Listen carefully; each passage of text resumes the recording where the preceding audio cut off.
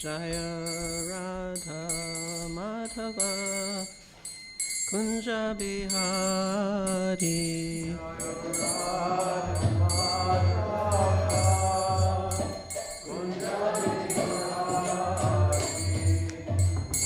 Jaya Radha Madhava Kunja Bihari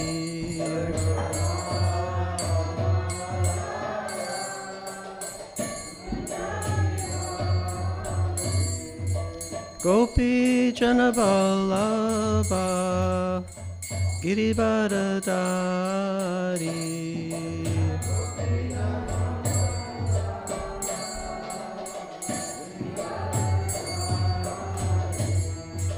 Gopi Janavallabha Girivardhari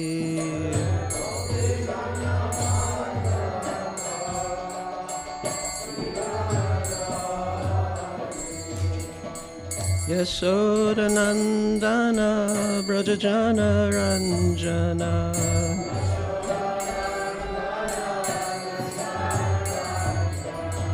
Yashodanandana Brajajana Ranjana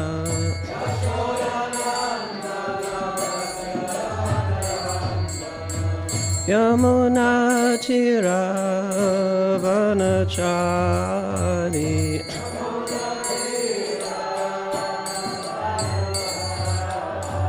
Yamuna Tira Vanachari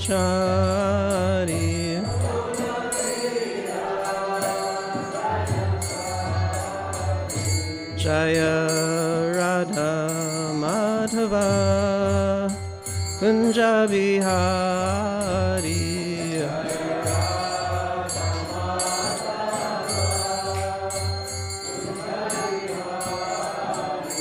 Jaya Radha Madhava Kunja Bihari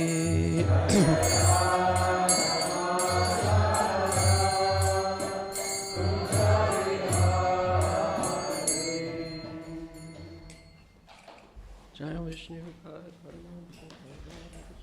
Master Tarasata Srimad His Divine Grace A.C. Bhaktivedanta Swami Srila Prabhupada Ki Jai Ananta Koti Vaishnava Vrinda Ki Jai Namacharya Srila Haridas Thakur Ki Jai Prem Shri Gaho Shri Krishna Chaitanya Prabhu Nityananda Shri Advaita Gadadhar Shri Vasadi Gaur Bhakta Vrinda Ki Jai Shri Shri Radha Krishna Go Gopinath Shamakunda Radha Kunda Giri Govardhana Ki Jai Vrindavan Dhama Ki Jai Mayapur Dhama Ki Jai Jamuna Mai Ki Jai Ganga Devi Ki Jai Bhakti Devi Ki Jai Srimati Tulsi Maharani Ki Jai Gaur Premananda All glories to the assembled devotees All glories to the assembled devotees All glories to the assembled devotees All glories to Shri Shri Guru and Shri Gauranga All glories to Srila Prabhupada All glories to Srila Narottam Das Thakur Om Namo Bhagavate Vasudevaya Om Namo Bhagavate Vasudevaya Om Namo Bhagavate Vasudevaya Om Namo Bhagavate Vasudevaya Om Namo Bhagavate Vasudevaya Om Namo Bhagavate Vasudevaya. So this morning we're reading from Canto 3, Chapter 9, Brahma's Prayers for Creative Energy. Text number 9. Yavat pritaktvam idam atmana indriyartha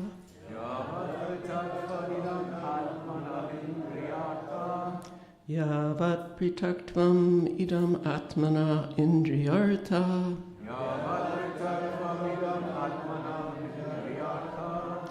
Maya balam bhagavato jana isha pashyat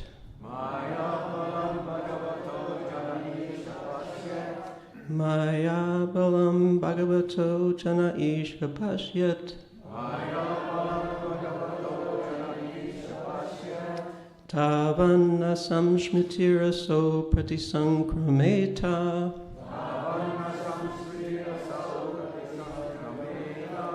Tavanna samsmitir aso pratisankrameta.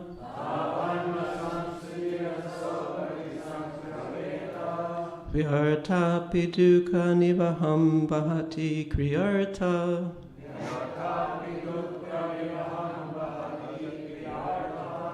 Yava pritaktvam idam atmana indriyarta.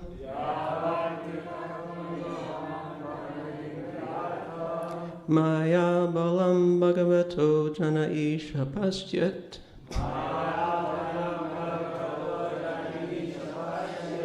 Tavanna samsmitiraso pratisankrameta.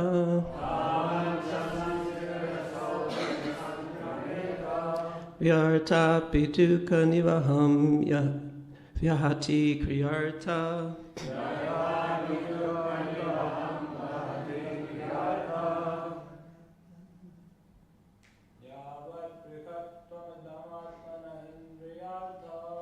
Yavat pritaktvam idam atmana indriyarta.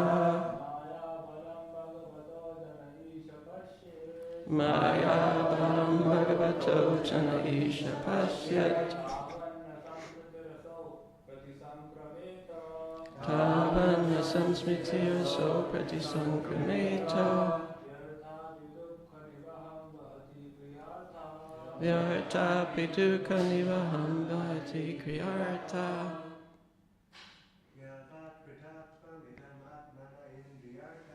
Yavat pritaktvam idam atmana indriyarta. Mayam balam bhagavato jana isha pasyat.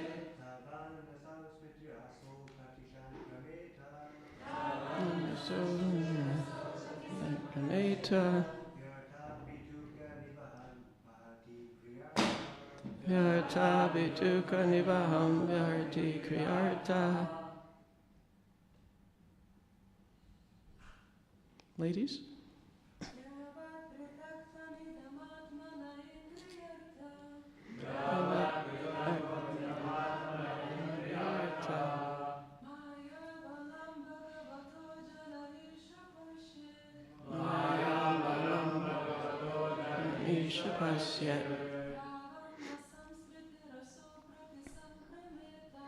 Tavanna samsmitiraso pratisankrameta. Vyartapi dukkha nivaham vahati kriyarta.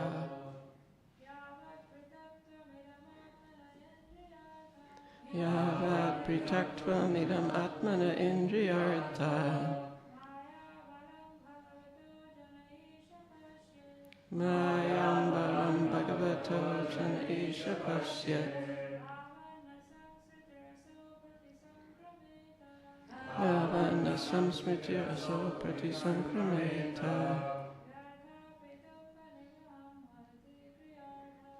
Vyartapi dukkha nivaham vahati kriyarta. Yavat, as long as. Pritaktvam, separatism. Idam, this. Atmanaha, of the body. Indriyartha, for sense gratification. Maya balam, influence of external energy. Bhagavataha, of the personality of Godhead. Janaha, a person. Isha, O my Lord. Pasyat, sees. Tavat, so long. Na, not. Samsmriti, the influence of material existence. Aso, that man. Pratisankrameta, can overcome. Vyarta api, although without meaning. Dukkha nivaham, multiple miseries. Vahati, bringing.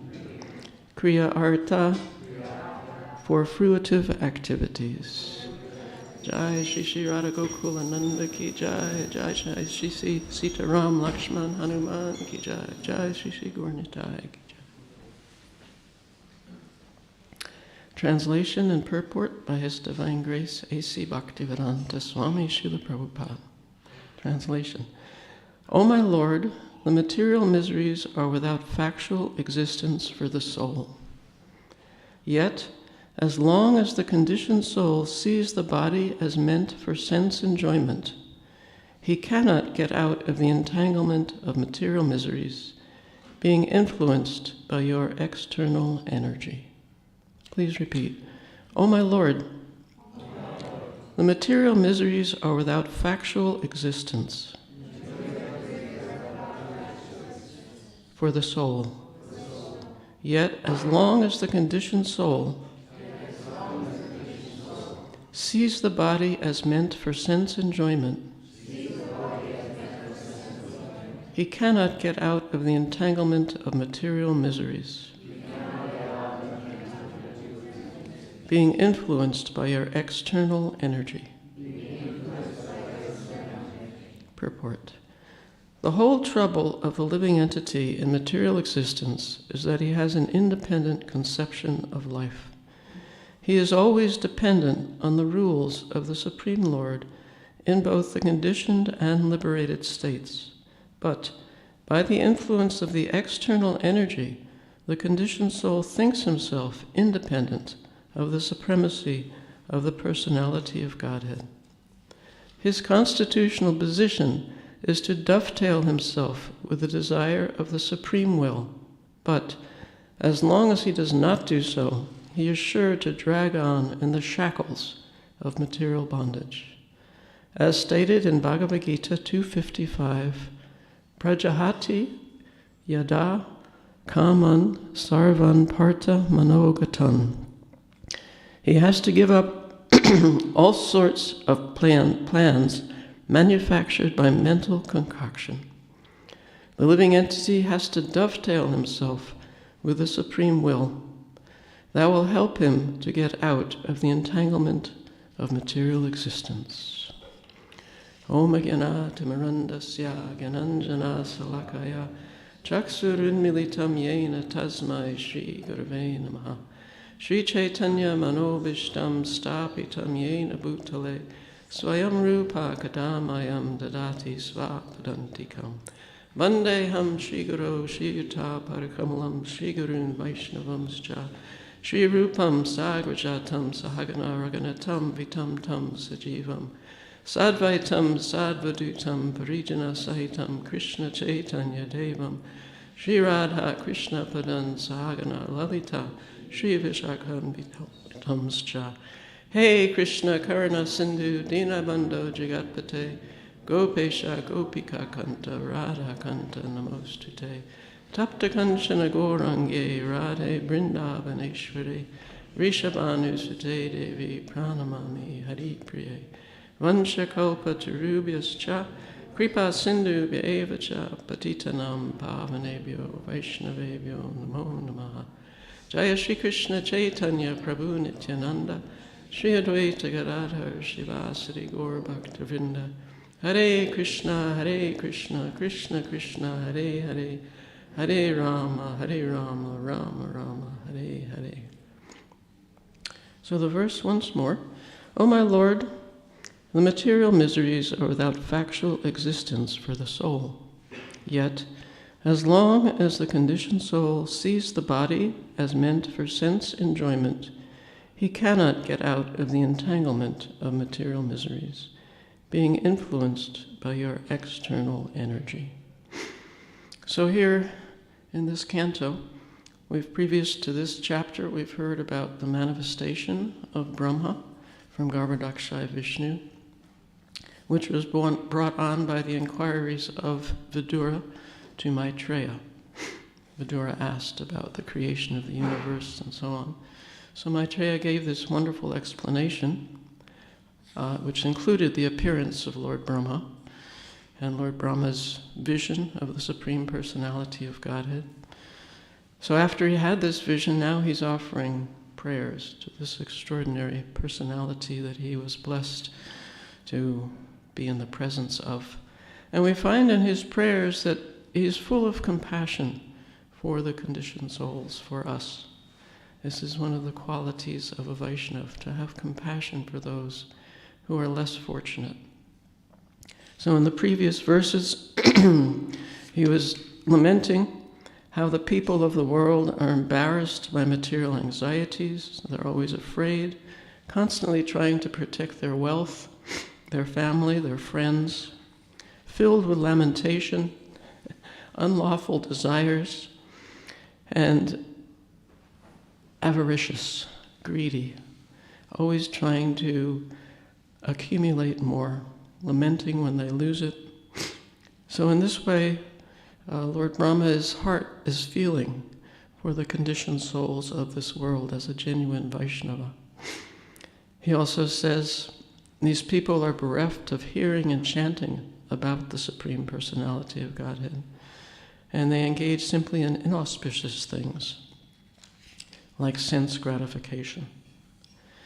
They're constantly perplexed by hunger, thirst, severe cold, secretion, and bile, attacked by coughing winter, I can relate to that myself, blasting summer, rains, and many other disturbing elements. They're also overwhelmed by strong sex urges and indefatigable anger. And Brahma takes pity of them, and he is aggrieved for them, for us. So here he's saying, in this present verse that we're studying today, that all these material miseries that he has enumerated previously, they're actually without factual existence for the soul. This knowledge is unfortunately missed by 99.9% of the human race today. Such vital, basic knowledge. Prabhupada would give the analogy of the car and the driver, that the body is like the car, the driver is analogous to the soul, so the car only moves when the driver is present. If the driver is unpresent, of course, in this day and age we have automated drivers, but when Prabhupada was speaking, there was no automated drivers.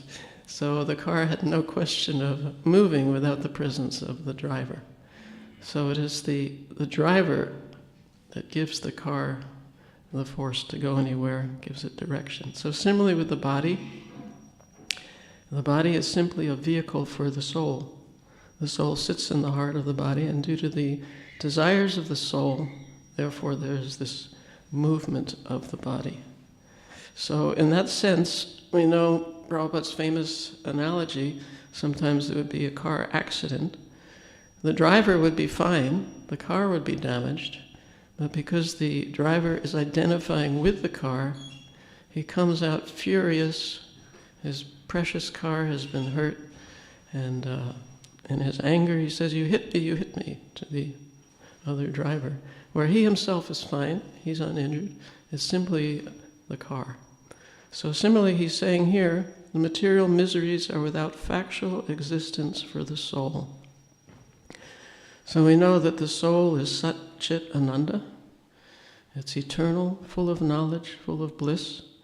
And this is it never deviates. This is its constitutional position, our constitutional position. And yet, because we have attachment to this body, because we identify with the body, then as the body goes through transitions, as it goes through difficulties, we feel that we're suffering. We feel that we are experiencing miseries or pleasures. And this, as Brahma is saying, is not factual. Factually, we are always separate from the body, always free from bodily attachments. It is simply the mind that has created this union, and as a result, we experience the dualities of this world, as Brahma, as I mentioned, enumerated. So he goes on to say, as long as the conditioned soul sees the body as meant for sense enjoyment, he cannot get out of the entanglement of material miseries. So this is the whole misconception. We're all born into illusion. born into ignorance. That was the prayer, Om Agyanatimarandasya, that we are born into the darkness of ignorance. Just as in the previous chapter, the creation of Brahma from Garbhodakshaya Vishnu, Brahma was also born into darkness. And like us, he didn't know who he was. He didn't know what he was supposed to be doing. He didn't even know where he was. Very confused. So he had to engage in penance. And due to this penance, he was enlightened by the Lord. However, most human beings, unfortunately, remain in ignorance and see the body as meant for sense enjoyment. And therefore, as long as we have this vision, this body is meant for sense enjoyment, we cannot get out of the entanglement of material miseries. We're influenced by the Lord's external energy. So we see ourselves as independent, as Prabhupada was saying in the purport here, and that is a complete misconception. In 1976, the United States celebrated its 200th anniversary of being independent from Great Britain, and Back to God had published a special edition for the occasion, and the cover article was Declaring Our Dependence on God. Declaring our dependence on God. And in fact, that is the position that we, every moment, we're here by the grace of God. The fact that we can hear, we can see, we can function, this is the grace of God. We had the unfortunate experience just a week ago today that our dear devotee Vrindavan Das passed away last Wednesday. Completely unexpected. One day he's fine, the next day he's passed away. So, such an unfortunate experience. This evening we'll be having a memorial for him. Please come if you can, 6 p.m. in the Haveli, to glorify this devotee who served at Bhaktivedanta manner. But my point is that we are all dependent. This could happen to any of us at any time, probably me before others, due to my age. And then we'll have a little picture by Prabhupada's feet, and we'll pray for prayers from the devotees. We are dependent on God for everything, for our food, for our air, for our water. And avoiding this knowledge, ignoring this knowledge, we do so at our own expense. Krishna is not affected. Krishna wants our love. But it's we are missing out. We are thinking, due to mental concoction, that we can enjoy through the senses. This is a beautiful verse that Krishna mentions here. As stated in Bhagavad Gita 2.55, Prajahati yada kaman sarvan partha manogatan. So this manogata, he translates as mental concoction. That is simply illusion, to think that we'll actually get enjoyment by giving some sort of pleasure to the senses, because the senses are material. Whatever we find in this material world that we think we can enjoy is also material, and these two things do not give pleasure to the soul. The soul is constantly looking for happiness, as I mentioned, Satchit Ananda. So that Ananda refers to bliss or happiness. This is the nature of the soul. We want to be happy. And we think we can be happy through this material body, but that, unfortunately, is an illusion. And reflective people will see, well, I tried to be happy in this way, it didn't work. I tried to be happy in that way, it didn't work. Oh gosh, where is actual happiness? But unfortunately, because we're in this environment where people tend not to be reflective, they tend not to look to higher authorities for knowledge. Therefore, this constant endeavor, let me enjoy through gratifying my senses. And therefore we see misery, constant misery. Not only misery, but people, as we know now, collectively, we're destroying the environment, changing, even apparently, changing the climate to our detriment, suffering from catastrophes, unexpected catastrophes, all because this constant endeavor, let me enjoy through my senses, let me enjoy through my senses. So this is what's called a mental concoction. This word concoction means something made up. It doesn't have actual substance, it's made up. Very often it's used in relation to cooking, that people get different ingredients, put them together, it's a concoction. They don't actually belong together.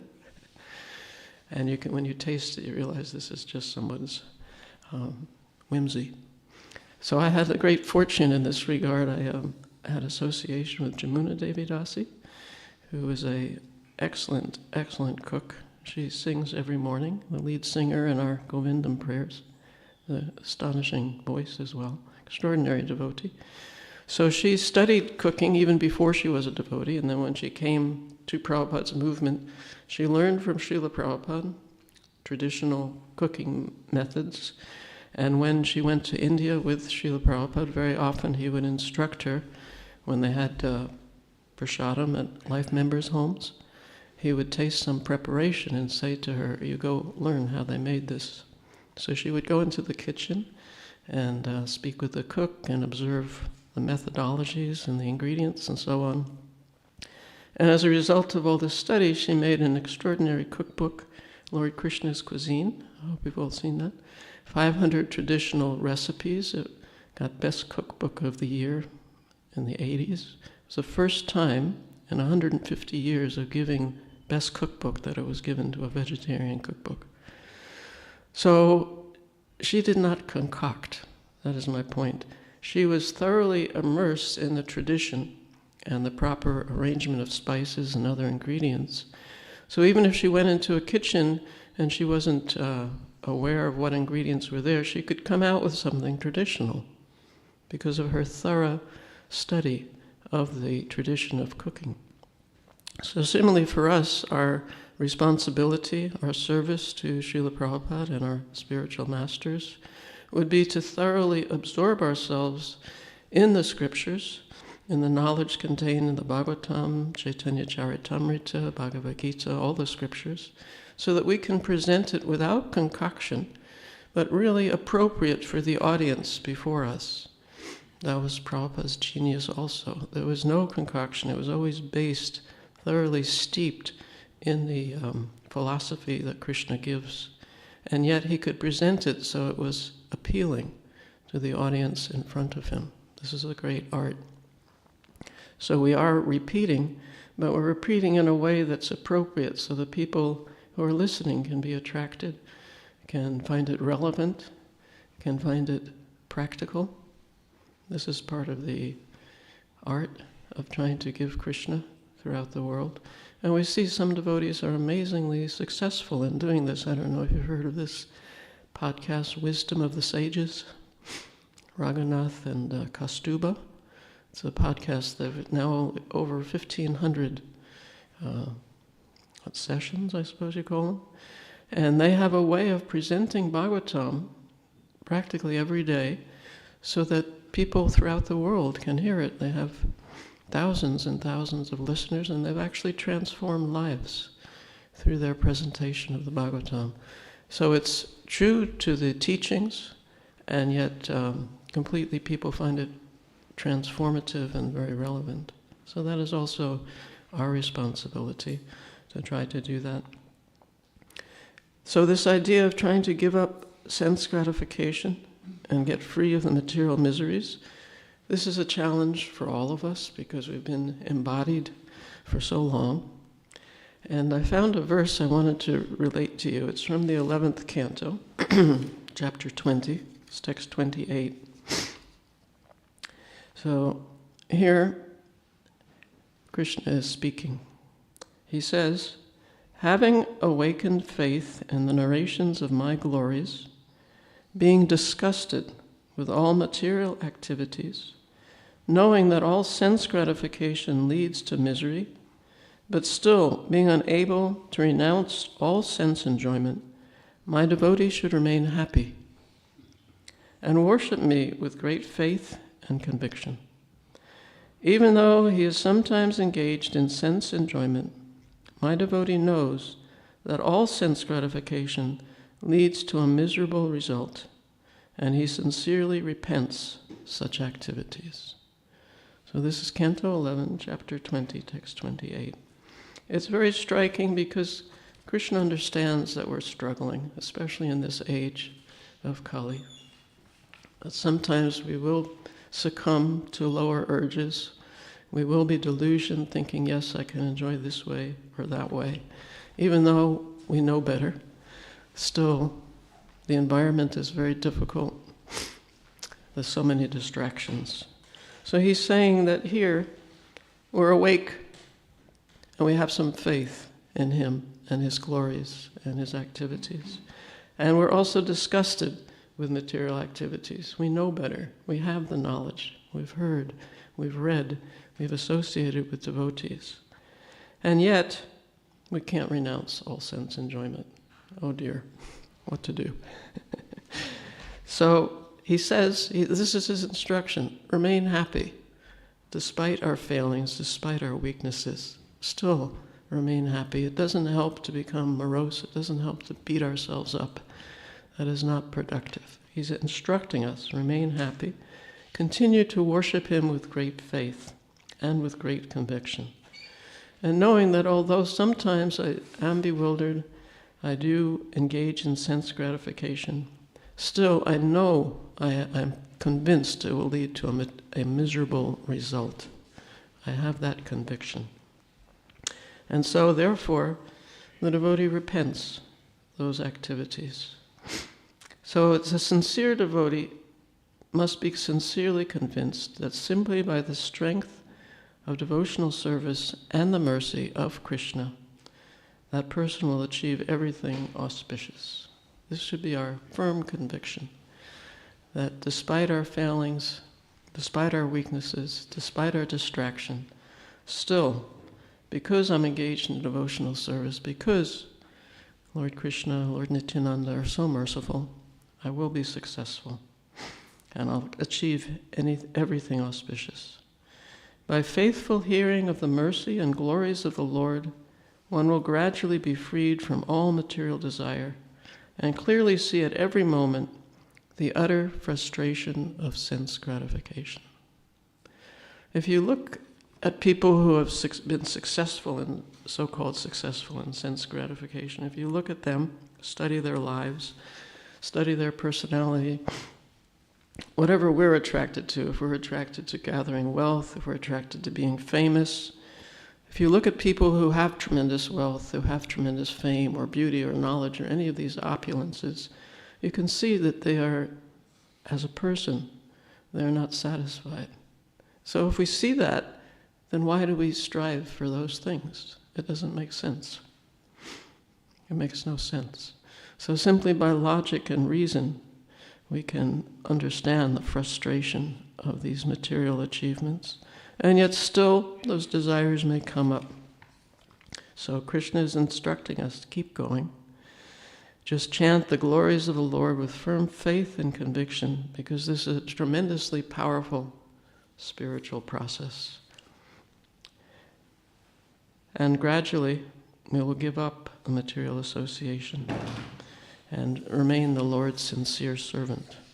And that, I think, is something we can learn from all devotees. We have the example of Vrindavan Das, that he was steady. You know, the mind will take us this way and that way by its concoctions. And yet Vrindavan Das, he came every day and did his service, a simple service. And you never could think that, oh, he's being pulled this way or that way, because he came, he showed up, and he did what was required. So this, I think, is a lesson for all of us. The mind will be dragging us here, dragging us there, but let us still show up, do what's required, not look for profit, not look for adoration, not look for distinction, but be happy to be a simple devotee, a sincere devotee, a serious devotee for the pleasure of Krishna, for the pleasure of Srila Prabhupada. And this will protect us as we go on in spiritual life, and we'll be blessed by Krishna sooner or later to have genuine taste. We'll give up all taste for material acquisition and have this param dristva nivartate that Krishna speaks about in the 2nd chapter of the Gita. Param means this higher experience. Dristva means this higher experience. and we get a higher experience, and it's not difficult to give up lower experiences. It's quite natural to do that. So those are some points. I like this word that Prabhupada uses here, dovetail. Let's see, the sentence is, the living entity's constitutional position is to dovetail himself with the desire of the Supreme Will. Dovetail is a term, a word used in carpentry, that if you think of the tail of a dove, it's a bit like a rectangle, right? So if you put two of those together, they fit together so well that it's almost like one piece of wood. That is dovetailing. So if you ever see that, since I've read the term, I've been looking for it now. Sometimes you can see it in drawers or bookshelves or like that. That the carpenter has made the wood, it's two pieces of wood, there's no nails involved, but it fits together so well that it looks seamless. So in this way, we, as living entities, are supposed to dovetail ourselves with the desire of the Supreme Will. And as long as we do that, we can be free of the shackles of material bondage. This is our great hope and aspiration. By Krishna's grace, by his mercy, through this dovetailing process, and Prabhupada it's amazing that whatever we love to do, for most things, not everything, but for most things, whatever we love to do, we can do for Krishna. Whether it's singing, whether it's accounting, whether it's cleaning or cooking, we need all of it in Krishna's service. And so we find what we love to do and do that for Krishna, and it becomes sublime. That was a personal experience I had. I loved photography. I had no interest in spiritual life. But by Prabhupada's grace, I discovered that, oh my goodness, I could use photography in his service. And that was something really special, to be able to do what you love and do it for people that you love, and for a cause that was way beyond anything in this world. So that is open to all of us, a great treasure waiting for us to explore and to share with others. Yeah. So maybe we'll speak a bit about Narottam Das Thakur, and then we can see if there are any comments or questions.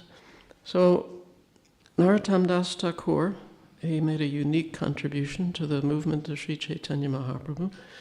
His life was explained in a wonderful book by Visakha Devi Dāsi, The Life and Glories of Narottam Das Thakur. Today is his appearance day. And she mentioned 6 areas that were very unique to his contribution. So one of them is that he was empowered personally by Sri Chaitanya Mahaprabhu. Extraordinary pastime.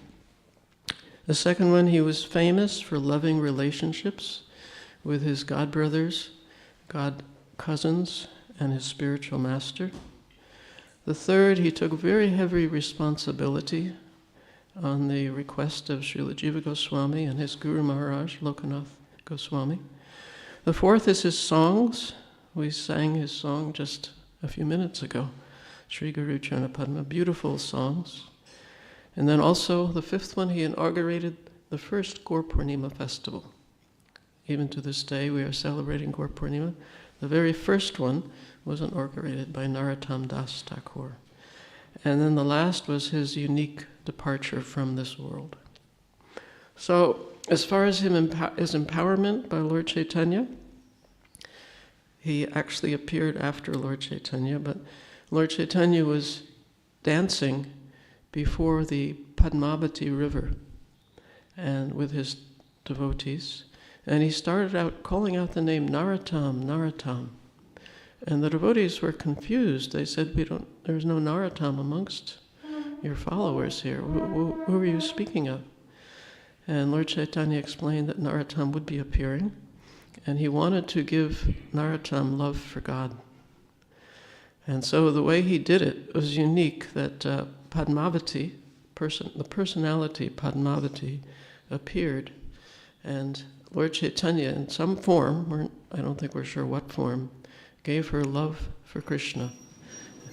Jai Shri Shri Radha Gokulananda, Jai Shri Shri Sitaram Lakshman Hanuman, Jai Shri Shri Gaurnitai Jai. And Padmavati said, "Oh, how I know who this Narottam is?" And Lord Chaitanya replied that just like when I bathed in your waters, the waters expanded beyond the banks. There was a kind of a flood. So similarly, when Narottam comes and bathes, you'll know it's him because the waters will expand beyond your banks. So she held this love for God for quite some time. Narottam did appear. He was the son of a king, Krishnananda, in Kaituri. Kaituri is now part of Bangladesh. And the couple, the king and his wife, were a little elderly. This was their only child. And he was to inherit the kingdom. So as one can imagine, as the prince, he was doted on. He was a very beautiful child, very respectful child, had all good qualities. The unique feature about him as a young boy was that he loved to hear the pastimes of Lord Chaitanya Mahaprabhu. Krishna Das was an associate of the Lord. He would come to Kaituri, and in the palace he would recite the pastimes, the activities, the qualities of Lord Chaitanya Mahaprabhu, and Narottam would listen in rapt attention, just rapt attention. And so this was quite unique for a young boy. And then as time went on, he became a young teenager, and he had a dream in which Lord Nityananda appeared to him and told him to go to the Padmavati river. And his parents, through astrology, had been warned that he should never go to that river, so he had never actually been there before. But he found his way. He left, after this dream, he left as early as he could from the palace and went to the river and bathed there. And then Padmavati saw it was him because, again, the water expanded past the banks. And so she presented to him love for Krishna. And he became a changed person. He was darkish in complexion. After he had this gift from Padmavati, he became golden in complexion and completely in love with Krishna. This love knew no bounds. I mean, how can you measure the extent of love? And so his parents were naturally alarmed by this change. They were devotees, but you worship in your home, everything's quite controlled. And here their son was just overwhelmed with this experience of love for Krishna, and he wanted to go to Vrindavan. Now, the distance between Kaituri and Vrindavan is about 1,400 kilometers. It is not a close distance. And somehow or other he escaped and started running to Vrindavan. So the parents sent detectives after him, and he didn't go by the main path, he went by the forest path, and they actually found him running, this young boy, Prince, pampered his whole life, running. And so, amazingly enough, the detectives wanted to bring him back, but Narottam convinced them by his love for the Lord to let him continue. And so not only did they let him continue, but they actually gave him some money to help him with his trip. So they had many experiences traveling in this way to Vrindavan. At one point he collapsed in exhaustion and hunger, and then the Lord came and gave him some milk to drink, left him some milk. And he could hardly get to the milk. He was so exhausted and so famished. And yet when he finally did and drank the milk, he had the strength to continue. And so he finally arrived in Vrindavan. He went to the Radha Govinda temple of Rupa Goswami. Unfortunately, Rupa Goswami and Sanatan had already passed away. However, Jiva Goswami was there. Jiva Goswami was informed of the arrival of this extraordinary personality. And so they became close. Narottam became the student of Srila Jiva Goswami, and he became a disciple of Lokanath Maharaj. And that in itself is a story. Lokanath Maharaj had taken a vow that he would not accept disciples. And Narottam had been instructed, and he also had the emotion that this was his spiritual master and no one else, Lokanath Maharaj. And Lokanath Maharaj refused. You know, you've had a vision of Lord Chaitanya, you've had Lord Chaitanya has empowered you with this love. I don't take disciples. But Narottam was fixed. He was determined.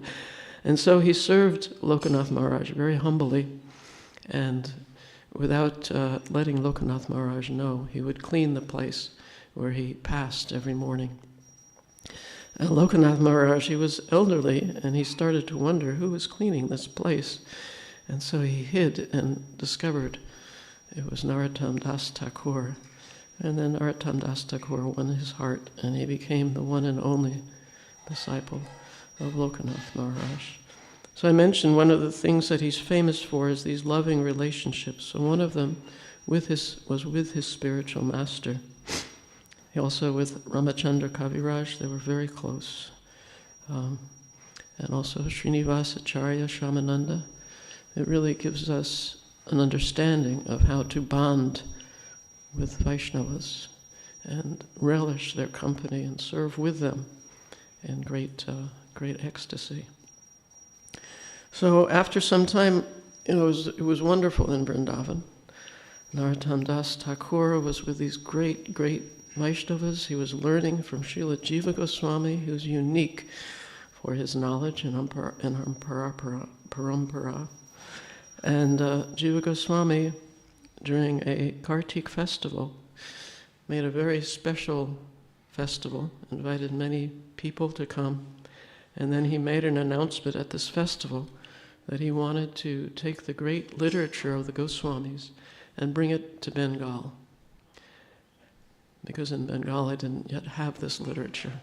And he was assigning 3 of his students to do this, and one of them was Narottam Das Thakur, as well as Srinivas and also Shamananda.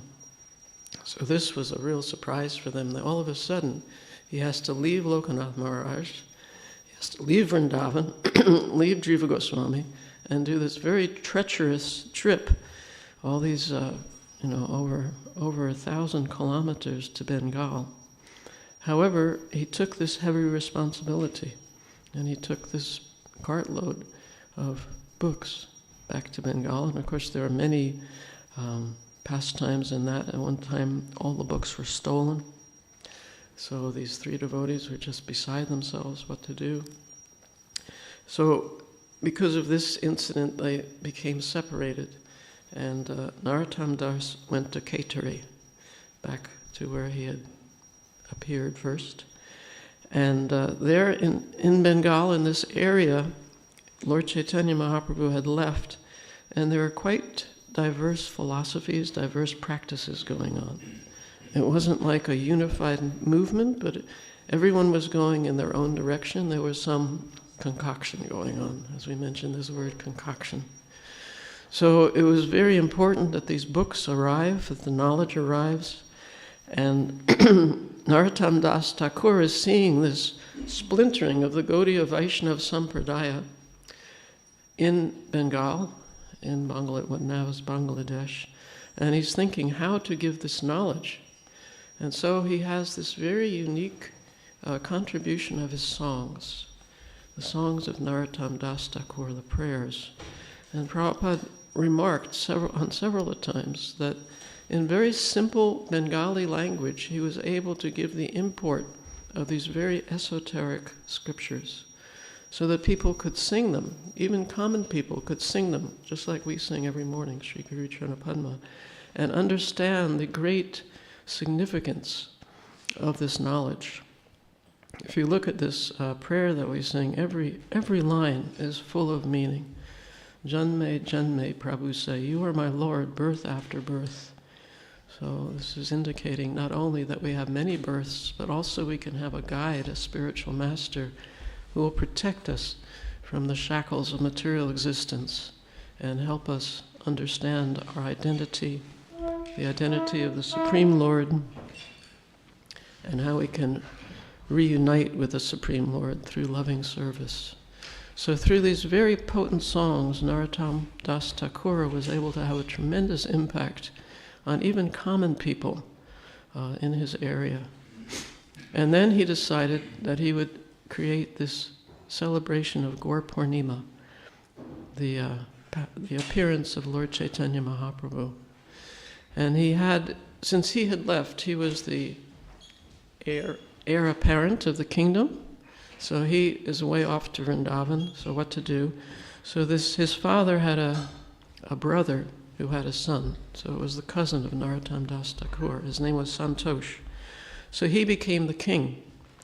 And because he had ample resources, and he was also a devotee, a Vaishnava, he helped Narottam Das Thakur in creating a massive festival for Gaur Purnima. They constructed buildings to house all the guests. They had tremendous facility for prasadam. They were installing 5 sets of deities at the time. They created a temple, a gorgeous temple, all with the help of his cousin, Santosh. And then word went out throughout the area, yes, we are having this celebration in honor of the appearance of Lord Chaitanya Mahaprabhu, and people came from all over. And as they were coming, they would invite other people. So it was an enormous crowd, and they were able to give proper facility to all the guests that came. And Janavamata also came at that time. And through this attempt, this very serious attempt, they were able to unify the Vaishnavas in the area and give the actual instructions that Lord Chaitanya left so that people could follow them without concoction, as we say. So that was his inauguration of the Gaur Purnima festival in Khetri. And then, as time went on, he had many, many disciples, and it became time for his departure pastimes, which his lead disciple took him to the Ganges, and as he was bathing in the Ganges, his other disciples were around him, and they poured water, Ganges water, on his body, and his body turned into milk, the white substance. And they collected this, and this became the remnants of Narottam Das Thakur, a very unique departure. It's described in several scriptures by his followers. So, extraordinary personality to remember today. You can meditate on his songs. Prabhupada, twice in my presence, Prabhupada challenged us during his lecture. He said, "You sing this song every day, Sri Guru Charapama. Do you know the meaning?" It was after that we started to say the English translation. But if you look at it, every single line is just full of tremendous import. So perhaps there's some comments or questions about these things. It's 8:30. Please.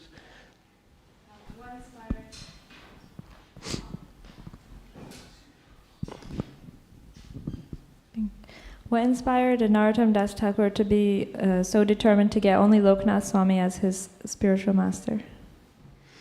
Yeah, I heard in one place also that he had a dream. Someone, Nityananda or Mahaprabhu, appeared to him and instructed him that is his spiritual master.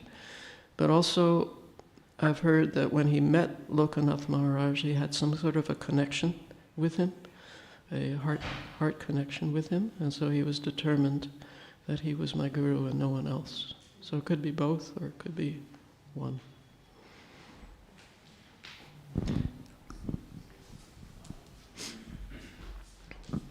Concerning that pastime with Lokanath Das Goswami, because what he used to do, he used to clean up after him and clear up even his stool. And he wondered who it was, and then he came back and he saw that it was Narottam cleaning up, and that sort of broke the, you could say, the ice. And he took him on as his devotee. But also there's a verse that it's quite appropriate to Vrindavan to do today, and it's in Sri Ishopanishad. It says, I'll just read the English translation. Let this temporary body be burnt to ashes, and let the air of life merge in the totality of the air. Now, O my Lord, please remember all the sacrifice my sacrifices. And because you are the ultimate beneficiary, please remember all that I have done for you. And I remember that going to a devotee's commemoration. It's a famous verse in that way, because untimely death, it's like it's happened with Vrindavan, is a classic example of this, where we have to remember it, but it's his remembrance that will bring him to us actually again. Okay. Thank you. Thank you, Mother Visakha, for the class. My question is that you mentioned about Mother Yamuna Devi Dāsi and her different preparations, and I was just wondering, in terms of the Krishna conscious cuisine, if the different preparations are for taste, or if it's more in terms of Ayurveda, like combinations that are healthy for the body in terms of Krishna consciousness. I heard the Ayurveda. What was the other part? In terms of if we make preparations in Krishna consciousness purely on taste, or on combinations which are healthy for the body as well. Yeah, I think the traditional cooking is very healthy for the body. And Jamuna had this ability, as I mentioned, that not only did it taste good, it was also very attractive. There would also, there would be garnishes, there would be varieties of colors, the varieties of textures in her preparations, and healthy, wealthy, and wise. It was all there.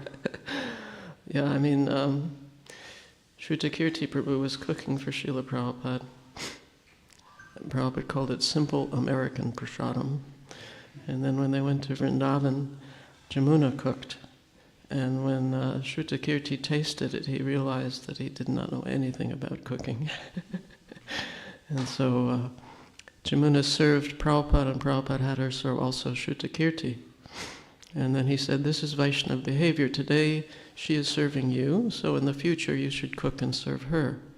And he was so embarrassed about the quality of his cooking, he never did that. Yeah.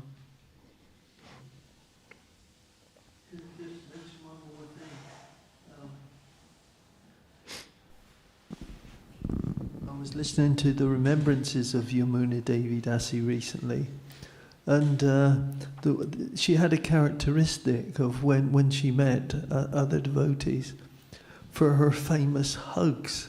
And I remember her hugging Mother Kalangana here, and they both hugged each other, and it was a very touching. I saw it, and it was here in her last time in visiting Great Britain, that she I just remember that hug she gave Mother Kalangana, because they'd been together in New Vrindavan, and that was very wonderful and enthusing to see.